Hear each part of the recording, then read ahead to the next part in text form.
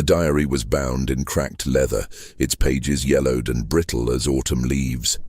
When the construction crew found it sealed behind a false wall in the basement of the old Brennan house on Maple Street, they almost threw it away with the rest of the debris. Almost. But something about the way it had been hidden, wrapped in oilcloth, placed inside a tin box, then bricked into a cavity that had been deliberately constructed to conceal it, made the foreman pause. He opened it carefully, and the first words he read made his hands tremble. "May God forgive me for what I have done." 300 souls passed through this house, and not one of them left the way they came in. The date on that entry was November 14th, 1860.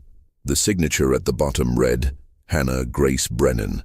The name meant nothing to the foreman, but it would soon mean everything to the historians who descended upon that modest two-story house in Lancaster, Pennsylvania. Because Hannah Grace Brennan had been, according to all official records, a widow who lived alone, kept to herself, and died quietly in her sleep in 1862. She had no children, no close relatives, and apparently no remarkable life story worth recording. But that diary told a different story entirely. A story that would raise questions no one could fully answer.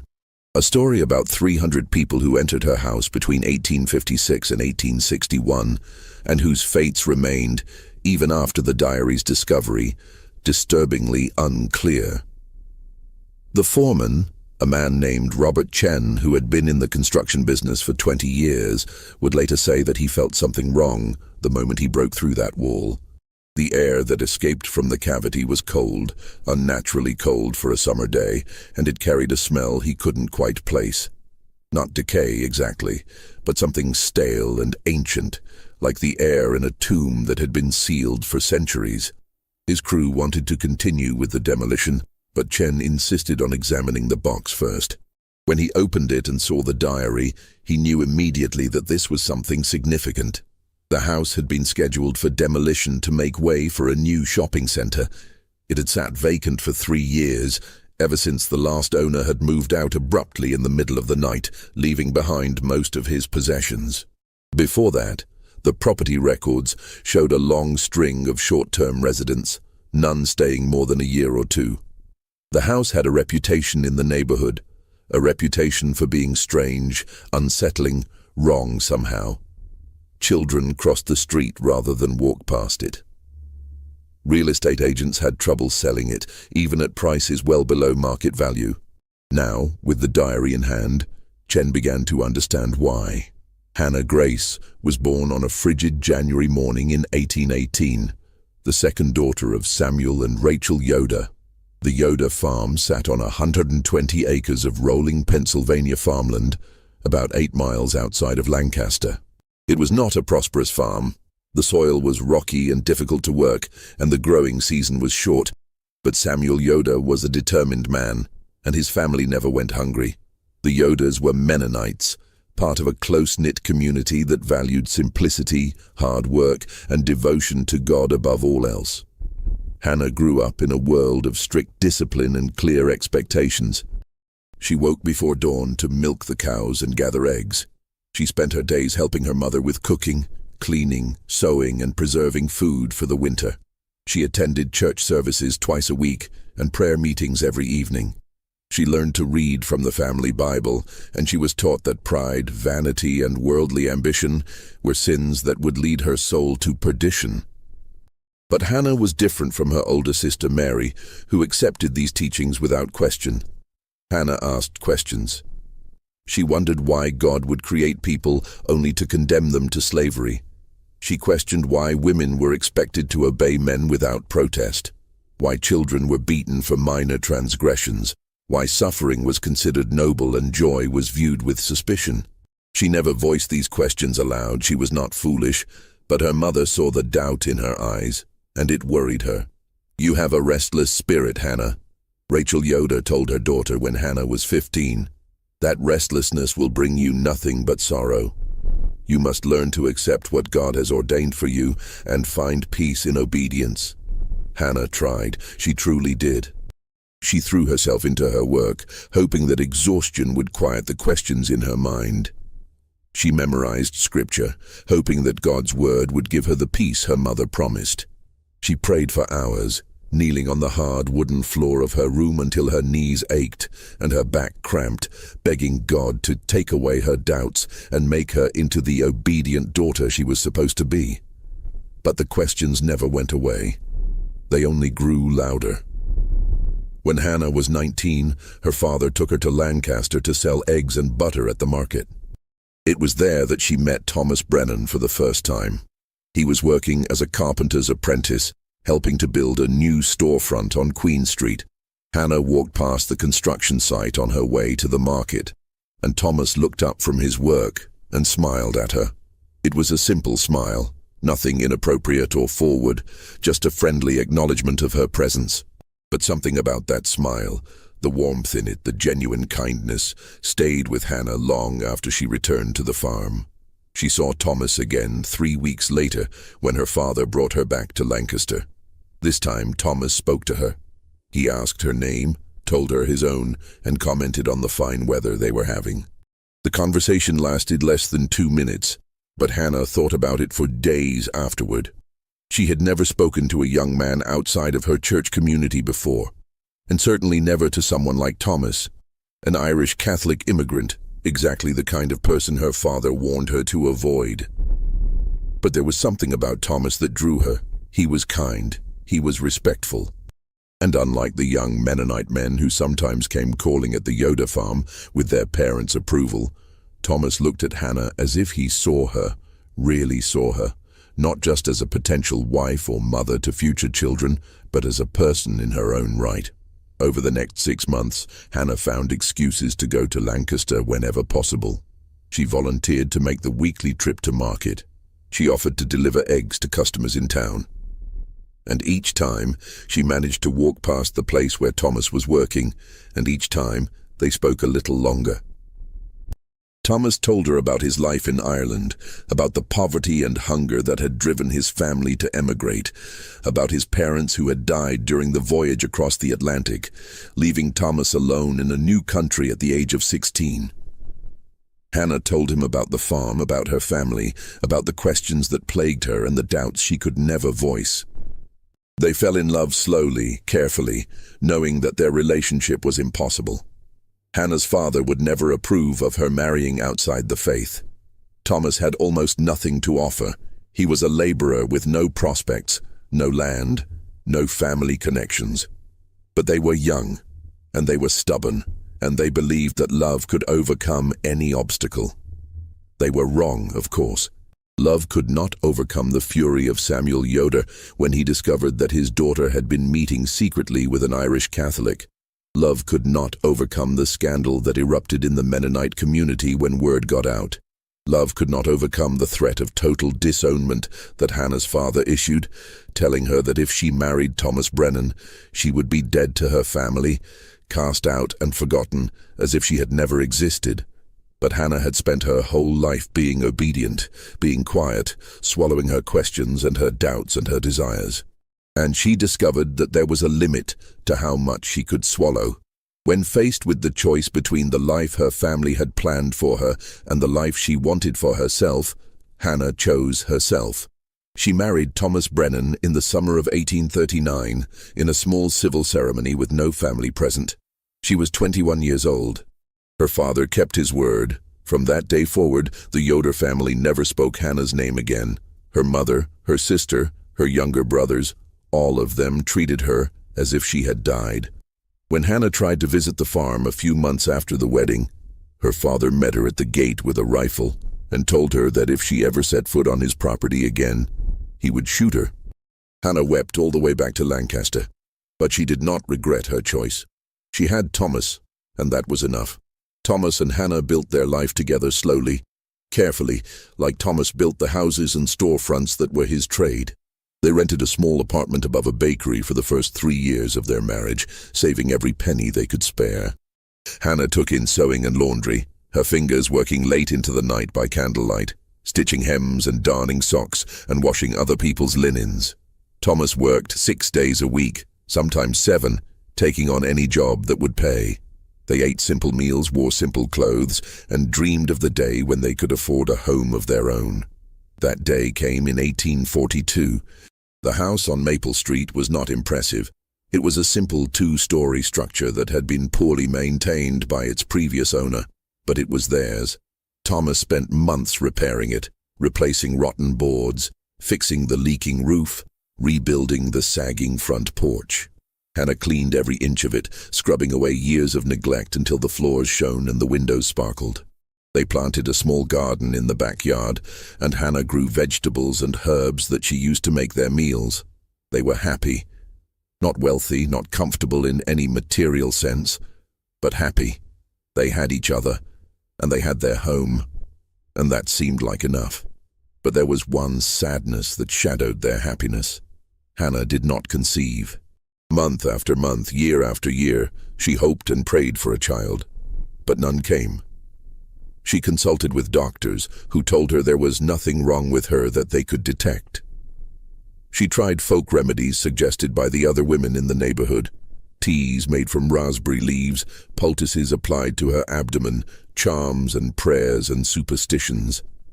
Nothing worked. Thomas told her it didn't matter, that he loved her whether they had children or not. But Hannah knew it mattered to him, even if he wouldn't admit it. She saw the way he looked at other men's children, the longing in his eyes.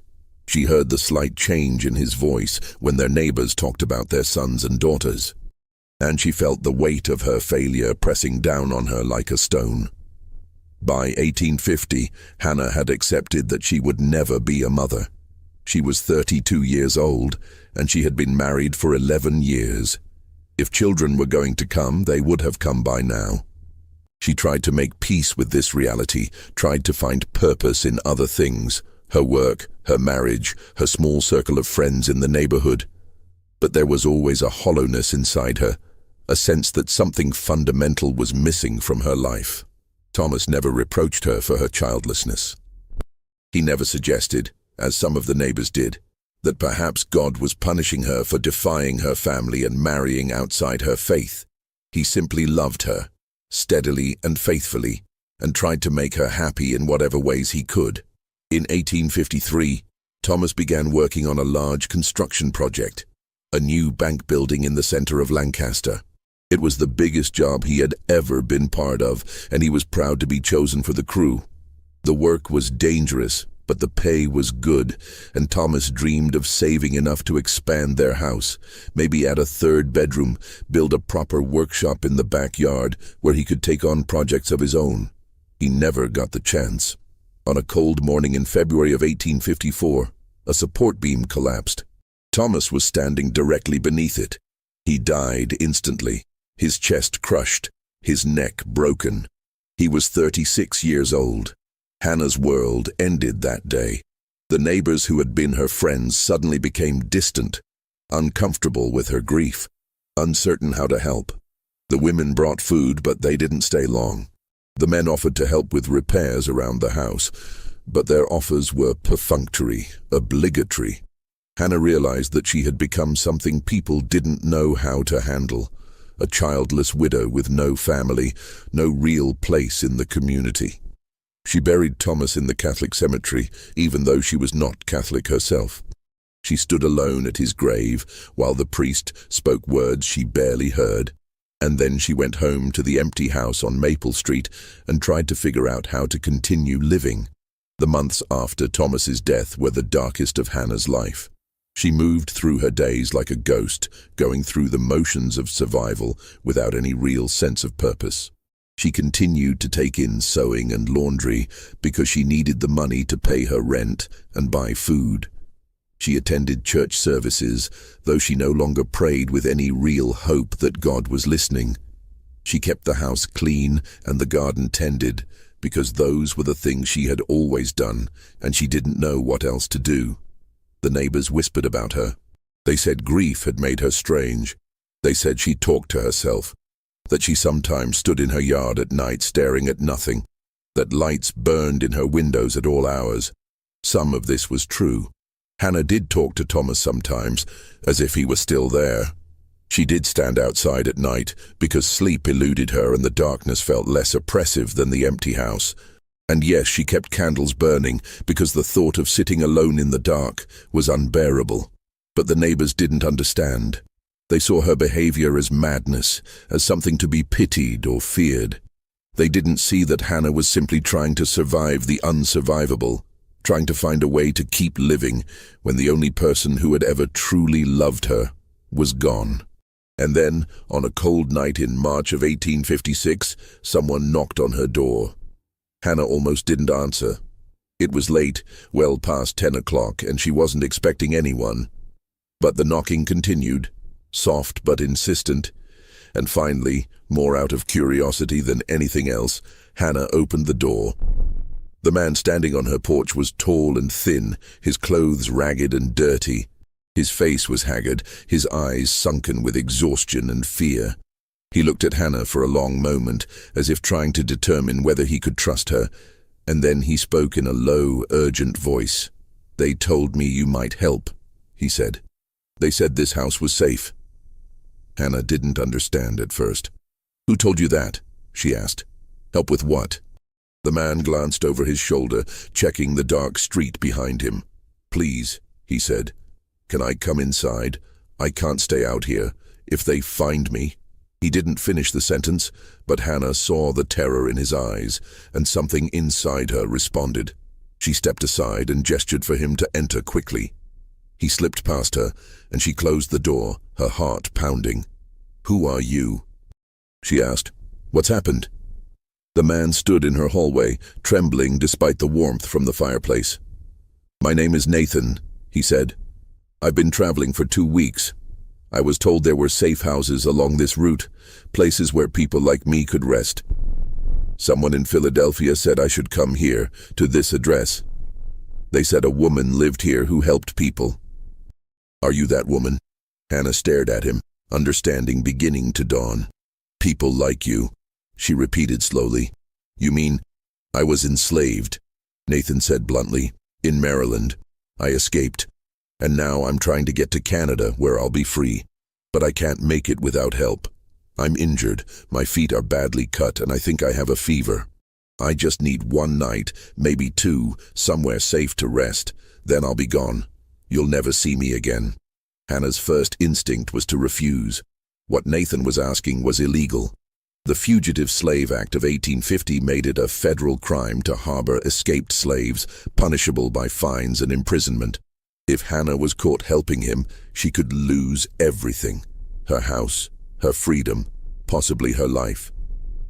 But as she looked at Nathan standing in her hallway, exhausted and terrified and desperate, she thought about her own life, about the years she had spent swallowing her questions and her doubts, being obedient, following the rules, about the choice she had finally made to defy her family and marry Thomas, and how that choice had been the only real moment of courage in her entire life, about the emptiness that had consumed her since Thomas's death, the sense that her life had no purpose, no meaning, no value.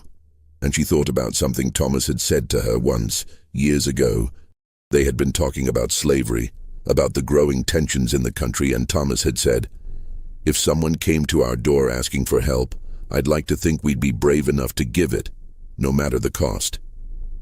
Hannah had agreed with him then. Now she had a chance to prove whether she had meant it. "Come in," she said to Nathan. "Come into the kitchen. Let me look at your feet, and I'll get you something to eat." She brought him to the kitchen and lit more candles so she could see clearly. Nathan's feet were indeed badly cut, the soles torn and bleeding from walking long distances over rough terrain. Hannah boiled water and carefully cleaned the wounds, then bandaged them with strips of clean cloth. She gave him bread, cheese, and cold chicken left over from her own dinner. She watched him eat ravenously, barely pausing to chew, and she realized that he probably hadn't had a real meal in days. "You can sleep in the cellar," she told him. "It's not comfortable, but it's warm and dry, and no one will see you there. I'll bring you more food in the morning." Nathan looked at her with tears in his eyes. "Thank you," he whispered. "You don't know what this means. I was starting to think I wouldn't make it." "How far do you still have to go?" Hannah asked. Canada is about 300 miles north, Nathan said. But I can't travel on the roads during the day, too dangerous. So it'll take me weeks, maybe months, and I don't know the way. I'm just following the directions people give me, hoping I don't get lost. Hannah led him down to the cellar, which was cold and damp, but at least provided shelter. She gave him blankets and promised to check on him in the morning. Then she went back upstairs, locked the door, and sat in her kitchen with her head in her hands, wondering what she had just done. Nathan stayed for 3 days. His fever broke on the second day, and by the third he was strong enough to continue his journey. Before he left, he thanked Hannah again and told her something that would change the course of her life. "There will be others," he said.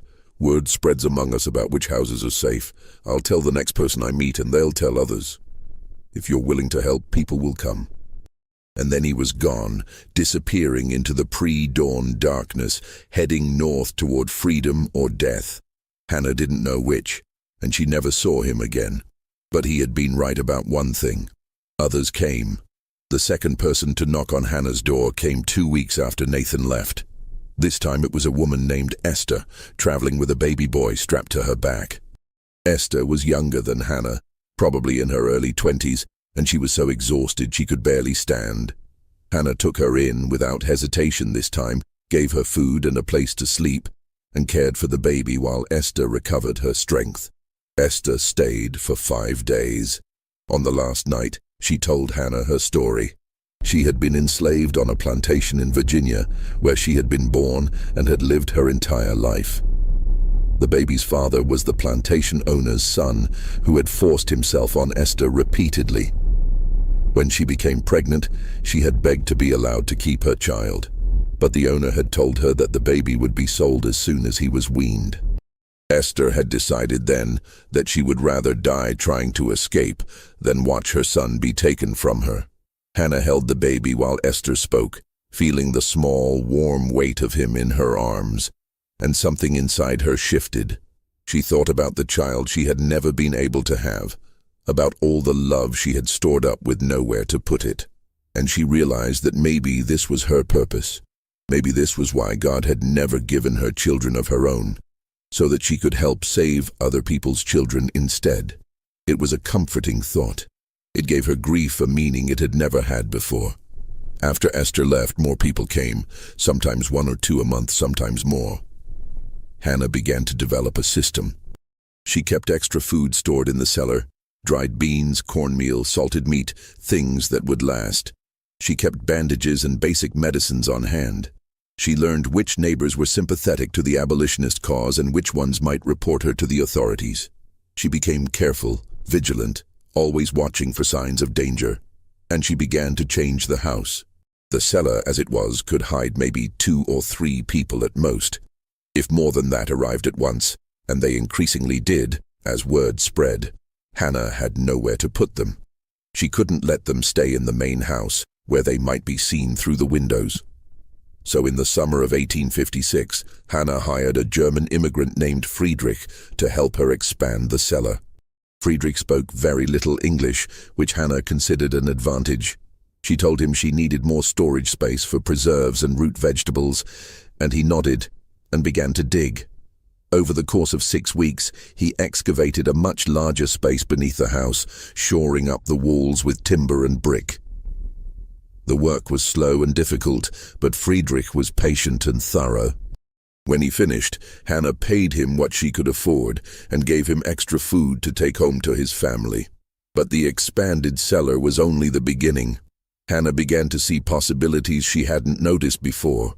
The house had been built in 1828, and like many houses of that era, it had irregular angles and odd spaces, closets that were deeper than they appeared, walls that seemed thicker than necessary. Hannah started measuring these spaces, calculating how they might be modified to create hiding places. She hired different workers to do different jobs, making sure that none of them saw the full scope of what she was creating. One man built a false wall in the cellar, creating a hidden room behind a heavy shelf. Another installed a trap door in the floor of the pantry, concealed beneath a rug. A third dug a tunnel from the cellar to the small shed in the backyard so that people could enter and leave without being seen from the street. The work took months and cost nearly all of Hannah's savings. She stopped eating regular meals, surviving on bread and water so she could afford to pay the workers. She sold her wedding ring, the only piece of jewelry she owned, and used the money to buy timber and bricks. She worked alongside the laborers, her hands blistering and bleeding, her back aching, driven by a purpose she couldn't fully explain even to herself. By the end of 1856, Hannah's house had been transformed. From the outside, it looked exactly as it always had, a modest, unremarkable home. But inside, it was something else entirely.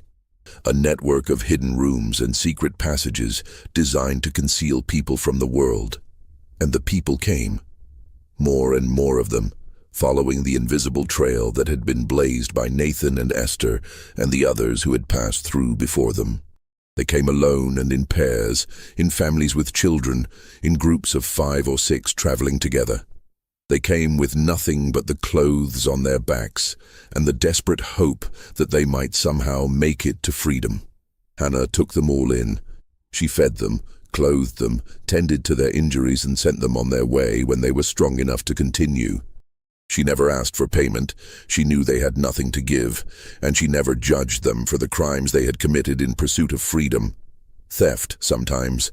Violence, occasionally, when it was necessary for survival.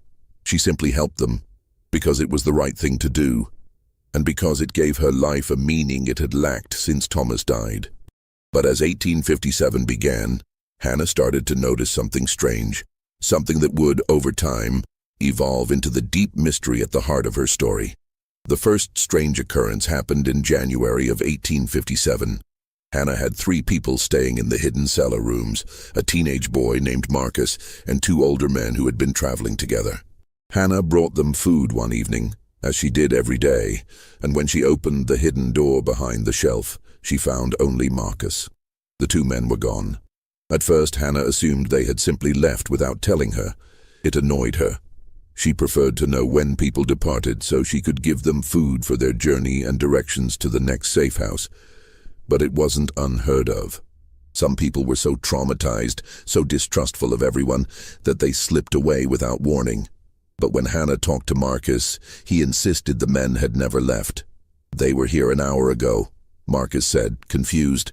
"We were all talking, and then you called me upstairs to help you carry something, remember?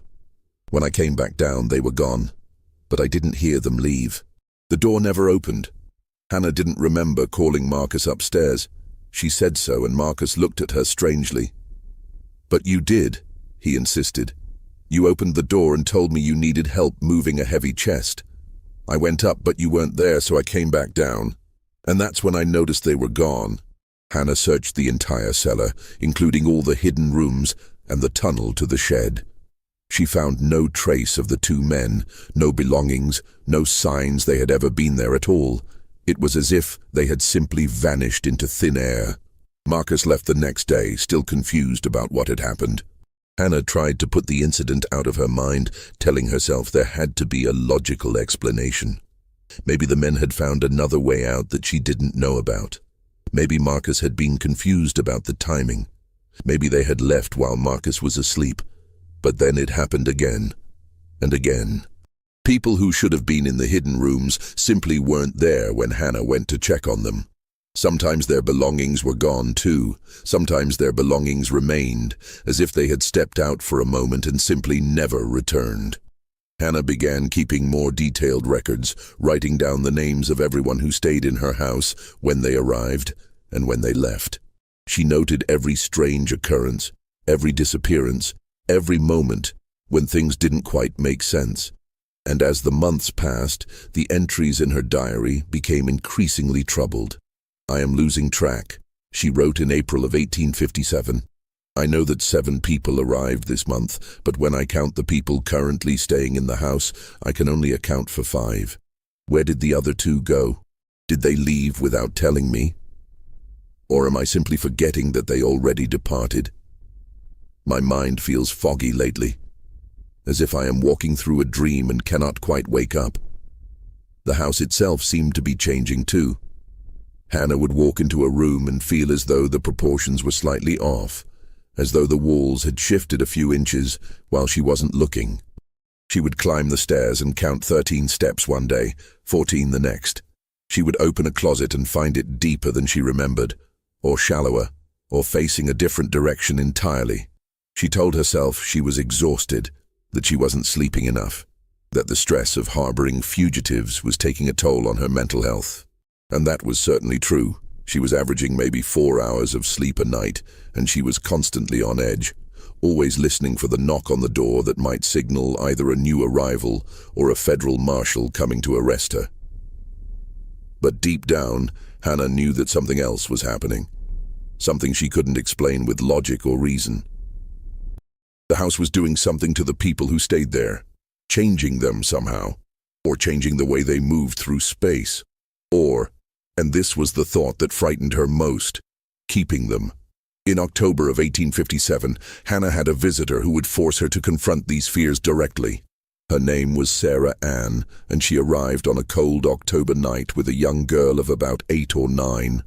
The girl was Sarah Ann's daughter, she explained, though the family resemblance was not strong. The child was very light-skinned, with hazel eyes and loose brown curls, while Sarah Ann had dark skin and tightly coiled black hair. Hannah understood immediately what this meant. The child's father must have been white, probably the man who owned Sarah Ann. It was a common story and always a tragic one. Sarah Ann and her daughter, whose name was Lily, stayed in Hannah's house for 2 weeks. Sarah Ann had injured her ankle while escaping, and it needed time to heal before she could continue traveling. During those 2 weeks, Hannah grew attached to both of them, especially to Lily, who was a bright, curious child despite everything she had been through. Lily liked to draw. Hannah gave her paper and pencils, and Lily would sit for hours in the hidden cellar room, creating pictures of the things she remembered. Flowers she had seen, animals from the plantation, her mother's face. But she also drew other things, strange things that made Hannah uncomfortable when she saw them. She drew the house, but in her drawings, the house had too many rooms. Rooms that spiraled endward into darkness. Rooms that folded back on themselves. Rooms that seemed to exist in multiple places at once. "What is this?" Hannah asked, pointing to one of the drawings. "The rooms where people sleep," Lily said simply. "But there aren't this many rooms," Hannah said. "I only built 3 hidden spaces." Lily looked at her with those strange hazel eyes. "There are more now," she said. "They keep growing. Don't you hear them at night? The house is always building more rooms." Hannah felt a chill run through her. She wanted to dismiss Lily's words as a child's imagination, but she couldn't, because she had heard things at night. Sounds like hammering and sawing, sounds like construction happening somewhere deep beneath the house. She had told herself she was dreaming, or that the sounds were coming from a neighbor's property. But what if they weren't? Sarah Ann and Lily left on a sunny morning in late October. Hannah packed them food for the journey and gave them detailed directions to the next safe house, about 30 miles north. She hugged them both goodbye and watched them disappear down the street, heading toward a future that might hold freedom or might hold death. Hannah would never know which. But 3 days later, Hannah was in the cellar bringing food to a new arrival when she heard a child's voice singing. She froze, listening. The voice was coming from somewhere behind the walls, thin and distant, but unmistakable. And the song was one that Lily had sung constantly during her stay, a simple melody that Sarah Ann said had been passed down through generations. Hannah pressed her ear to the wall, her heart pounding. The singing continued for a few more seconds, and then it stopped. Hannah waited, but it didn't resume. She told herself she had imagined it. Lily was 30 miles away by now, maybe more. The singing couldn't possibly have been her voice. But Hannah couldn't shake the feeling that somehow, despite having left 3 days ago, Lily was still in the house. Still somewhere in the maze of hidden rooms that had grown far beyond what Hannah had built. As 1858 began, Hannah's obsession with the house deepened. She spent hours in the cellar, mapping the spaces she had created, measuring the distances between rooms, trying to understand the architecture of what she had built. but the measurements never made sense. The hidden rooms seemed to take up more space than should have been possible within the footprint of the house. The tunnel to the shed was longer than it should have been. Hannah paced it out one day and counted nearly 70 feet, when the distance from the cellar to the shed was no more than 30 feet. She hired more workers, telling them she wanted to make improvements to the house. She had them build additional storage spaces, more false walls, another concealed door. But each time they finished a project, Hannah would discover that the work had somehow created more than she had commissioned. A closet that should have been 6 feet deep would be 12 feet deep. A hidden room that should have measured 8 by 10 feet would turn out to be nearly twice that size. The workers noticed the anomalies, but they didn't comment on them. They simply did the work, collected their pay, and left. Hannah wondered if they were afraid of her, if they thought she was mad. She wondered if she was mad. But the people kept coming. 50 people had passed through her house by the end of 1857. By the middle of 1858, the number had climbed to more than 100. Hannah recorded each one meticulously in her diary. Their names, if they would give them, their injuries and illnesses, how long they stayed, where they said they were heading. But she also recorded the disappearances, the people who vanished from the hidden rooms without explanation, the voices she heard singing or speaking in languages she didn't recognize, the footsteps that echoed through the walls at night, the cold spots that appeared in certain areas of the cellar, places where the temperature seemed to drop 20 degrees for no reason. In August of 1858, Hannah had her closest call with the authorities. 2 federal marshals came to her door, saying they had received reports of suspicious activity at her address. Hannah let them search the house, just as she had done before. But this time, there were 7 people hiding in the cellar, 3 adults and 4 children. If the marshals found them, everyone would be arrested, including Hannah. The marshals searched methodically, going through every room upstairs first, then heading down to the cellar. Hannah followed them, her mind racing, trying to think of some way to distract them or delay them. But she needn't have worried. The marshals walked right past the shelf that concealed the hidden door. One of them even leaned against it while examining the rest of the cellar. But they didn't move it, didn't notice anything unusual about it. When they left, apologizing again for the intrusion, Hannah went down to check on the people in the hidden rooms. But when she moved the shelf aside and opened the door, the rooms were empty. The 7 people who had been there just an hour earlier were gone. Their belongings were gone. There was no sign they had ever been there. Hannah stood in the empty room for a long time, her candle casting flickering shadows on the walls, and she wondered if she had imagined them entirely. Maybe there had never been 7 people.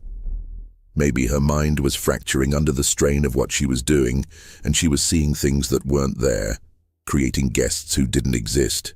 But that night, as she lay in bed trying to sleep, she heard them. Voices drifting up through the floorboards, too muffled to make out words but clear enough to know they were there.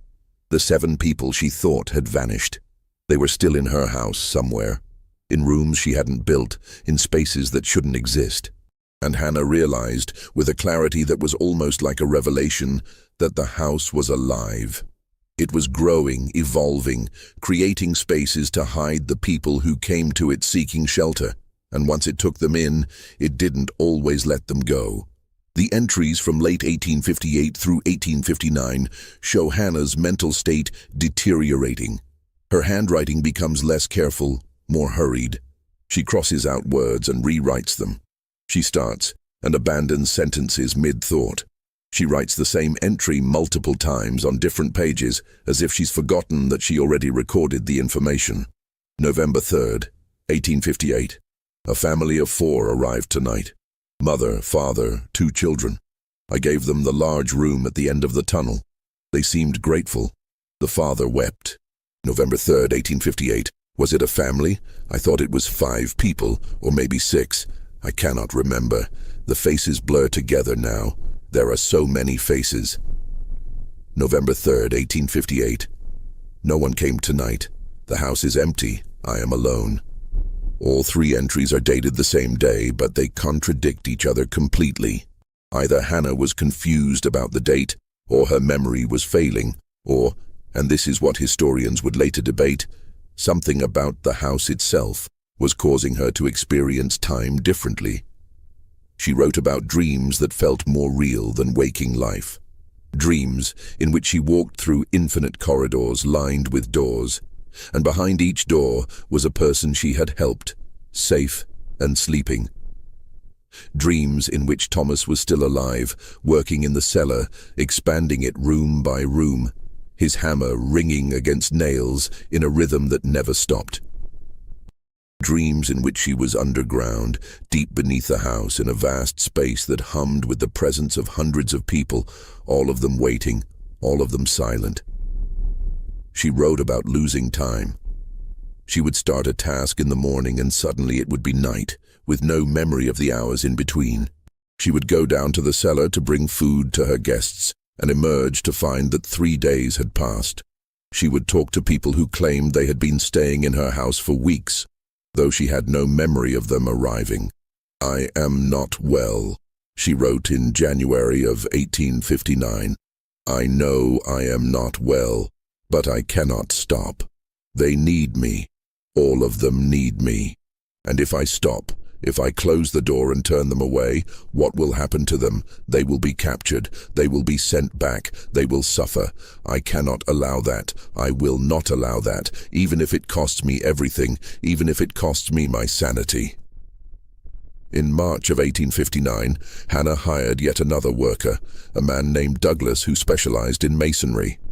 She commissioned him to build what she called the final expansion, a series of brick-lined chambers beneath the deepest part of the cellar, accessible only through a narrow passage that required crawling on hands and knees.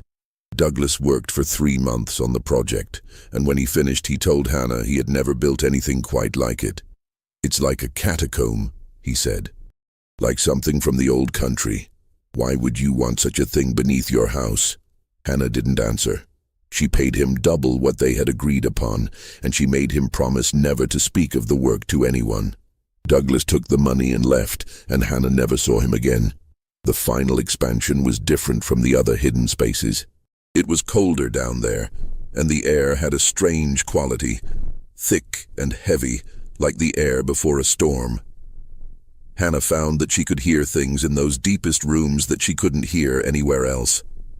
Whispers, singing, prayers spoken in voices that might have been memories or might have been something else entirely. She began bringing people down to those rooms, the ones who seemed most desperate, most frightened, most in need of absolute concealment.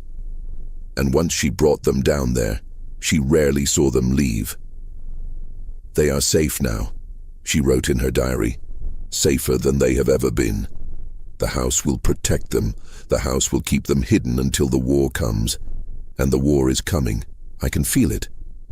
The whole country is holding its breath, waiting for the violence to begin. But here, in my house, they will be safe. All of them will be safe." By January of 1860, Hannah estimated that more than 200 people had passed through her house. The number was staggering, almost impossible to believe. But Hannah had kept records, and the records didn't lie. Or at least, they hadn't lied at first, when Hannah's mind was still clear, and her memory still functioned properly. Now, though, she wasn't certain of anything. The records contradicted themselves. The numbers didn't add up. She would count the people currently staying in the hidden rooms and get a different total every time. Sometimes 8, sometimes 15, sometimes more than 20. She would go down to check on specific individuals and find them gone, replaced by people she didn't recognize, people she had no memory of admitting to her house. "I am losing myself," she wrote on February 10th, 1860. "I feel as though I am dissolving, becoming part of the house itself. Sometimes I cannot remember if I have eaten. Sometimes I cannot remember what year it is. Sometimes I look in the mirror and do not recognize the face looking back at me. I am 41 years old, but I look 60. My hair is grey, my skin is papery and thin. I am disappearing." The neighbors had largely stopped talking to Hannah by this point. She had become the strange widow who lived alone, who kept her curtains drawn, who was sometimes seen wandering her backyard in the middle of the night. Children dared each other to knock on her door and run away. Shopkeepers watched her warily when she came to buy supplies, as if they expected her to do something unpredictable. But no one suspected the truth. No one guessed that her house harbored dozens of fugitive slaves, that beneath her quiet, unremarkable home was a labyrinth of hidden rooms and secret passages that had somehow grown far beyond what any human architect could have designed. In April of 1860, the war that Hannah had been predicting finally seemed imminent. The Democratic Party split over the question of slavery. Abraham Lincoln was nominated as the Republican candidate, running on a platform of preventing slavery's expansion. The country was fracturing, and everyone knew that violence was coming. Hannah began to prepare. She stockpiled food, dried beans, flour, salted meat, preserves, anything that would last. She filled every available container with water. She bought extra candles, extra blankets, extra medical supplies. She was preparing for a siege, though she couldn't have said exactly what form that siege would take. And the people kept coming, more than ever before. Word had spread throughout the network of abolitionists and Underground Railroad conductors that Hannah Brennan's house was the safest stop between Philadelphia and the Canadian border. People came who were injured, who were sick, who were pregnant, who were traveling with small children or elderly relatives. People came who had nowhere else to go. Hannah took them all in. She found space for them somewhere in the house, in the hidden rooms, in the tunnels, in the deep chambers that Douglas had built. And the house, obligingly, seemed to create more space as needed. The cellar kept expanding. Tunnels kept branching off into new directions. Rooms kept appearing where no rooms should have been. In June of 1860, Hannah experienced something that she would later refer to in her diary as the revelation. She was down in the deepest part of the cellar, in the brick-lined chambers, bringing food to a group of people who had been staying there for several weeks. As she walked through the narrow passage, her candle flickering in the close air, she suddenly felt a presence, a consciousness that was not her own. The house was aware. It was aware of her, aware of the people hiding within it, aware of its own structure and its own purpose, and it was trying to communicate with her. Hannah dropped the basket of food she was carrying and pressed her hands against the brick wall. She could feel it, a pulse like a heartbeat thrumming through the stone, and she could hear it, not words exactly, but something like words, a message that bypassed language and went straight into her mind. Protect, hide, keep safe, never let go. Hannah understood then what was happening. The house had become something more than just a building. It had absorbed the fear, the desperation, the hope of everyone who had passed through it. It had taken on a purpose of its own, to protect these people at any cost. And it had found a way to do that by creating spaces that existed outside of normal reality, spaces where the fugitives could hide not just from their pursuers, but from the world itself. Hannah staggered back to the main part of the cellar, her mind reeling. She sat on the cold floor and tried to process what had just happened. She wasn't mad. She hadn't been imagining things. The house truly was alive, truly was protecting the people who came to it. But at what cost? Hannah thought about all the people who had vanished from the hidden rooms, who had never been seen leaving. Were they safe, hidden in the house's protective embrace? Or were they trapped, unable to escape, preserved in some impossible space between life and death? Hannah didn't know, and she was terrified to find out. As summer turned to fall in 1860, Hannah made a tally. She went through all of her records, all of her diary entries, and tried to count every person who had ever stayed in her house.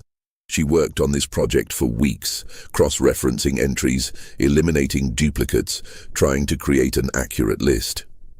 The final number was 297. But even as she wrote that number down, Hannah knew it wasn't quite right. There were people she had forgotten to record, people who had come and gone in the confused fog of her deteriorating memory. There were the voices she heard at night, the shadows she saw moving through the house, the presences she felt but could not see. In November, 3 more people arrived, a mother and her 2 teenage sons. Hannah brought them down to the deep chambers, settled them in, gave them food and blankets, and as she did, she realized that with their arrival, the number had reached exactly 300 souls. The number felt significant somehow, like a completion, like a door closing. Hannah climbed back up to the main floor of the house and sat at her kitchen table. She opened her diary to a fresh page and wrote the words that would, 100 years later, send chills down the spine of the construction foreman who read them. May God forgive me for what I have done. 300 souls passed through this house, and not one of them left the way they came in. She sat for a long time after writing those words, staring at them, wondering what they meant. Had she just acknowledged a truth she had been avoiding? That none of the people who came to her house truly left, that they all remained somehow, trapped in the spaces between walls, preserved in rooms that existed outside of time?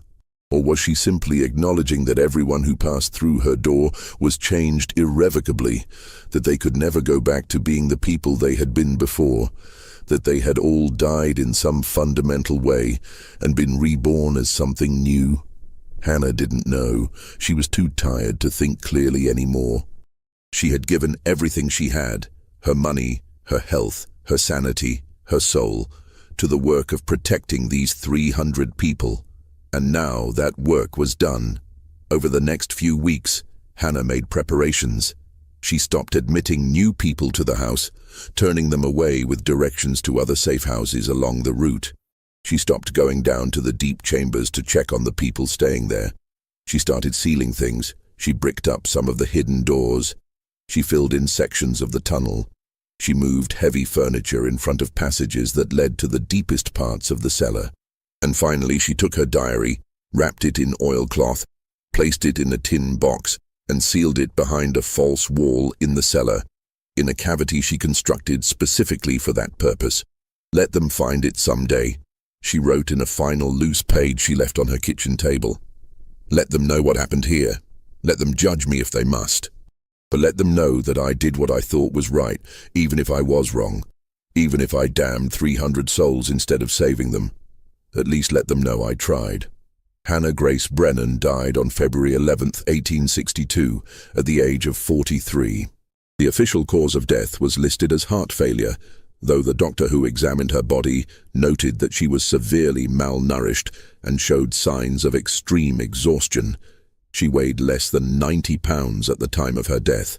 Her hair was completely white. Her hands were gnarled and scarred. She looked like a woman in her 70s, not her 40s. The neighbors who found her, she had failed to answer her door for several days, and they had grown concerned, reported that the house was in disarray. Food was rotting in the kitchen. Candles had burned down to nothing. The windows were so dirty they barely let in light.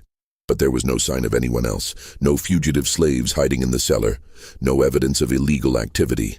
Just an empty house and a dead woman who had apparently lived and died alone. Hannah was buried next to Thomas in the Catholic cemetery.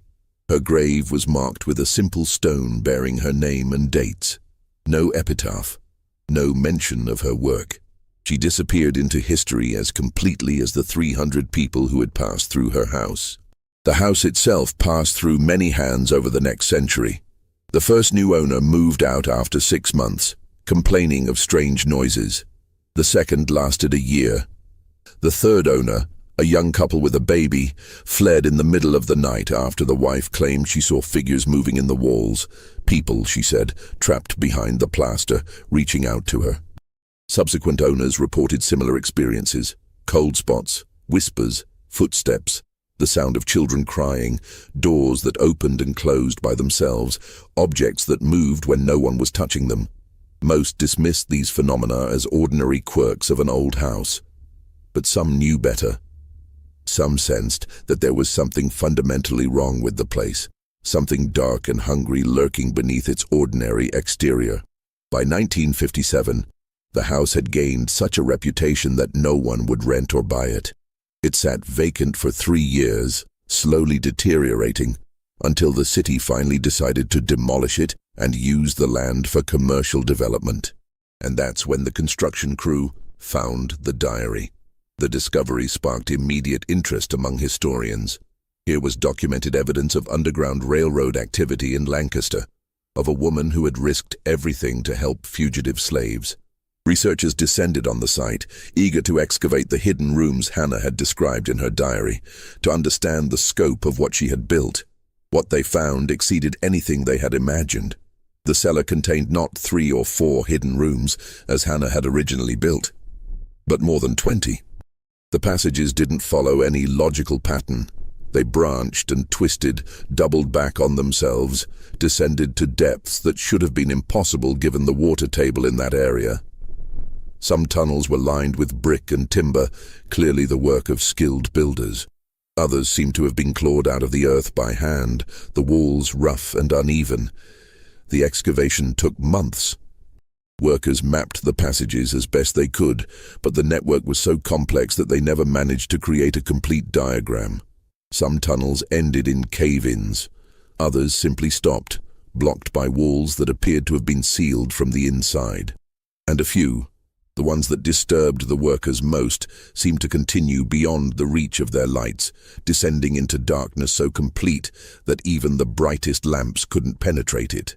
They found evidence of habitation in the hidden rooms, scratches on the walls where people had marked the passage of days, drawings, some by children, some by adults, depicting faces, landscapes, symbols whose meaning was unclear, scraps of fabric, broken pottery, the remains of candles. And in one room, far deeper than any of the others, they found something that stopped the excavation cold. A set of shackles mounted on the wall with the remains of rope still attached to them. No one could explain the shackles. Had Hannah used them to restrain someone? Had they been there before she bought the house? Or had they been brought in by one of the fugitives, a grim souvenir of the bondage they had escaped? The excavation team also reported strange experiences. Equipment malfunctioned for no reason. Workers claimed to hear voices when no one was speaking. One man swore he saw a child running through the tunnels, and when he chased after her, she vanished into a wall. Another worker refused to go back into the deep chambers after he felt hands grab his shoulders in the darkness, though he was alone at the time. Eventually, the excavation was abandoned.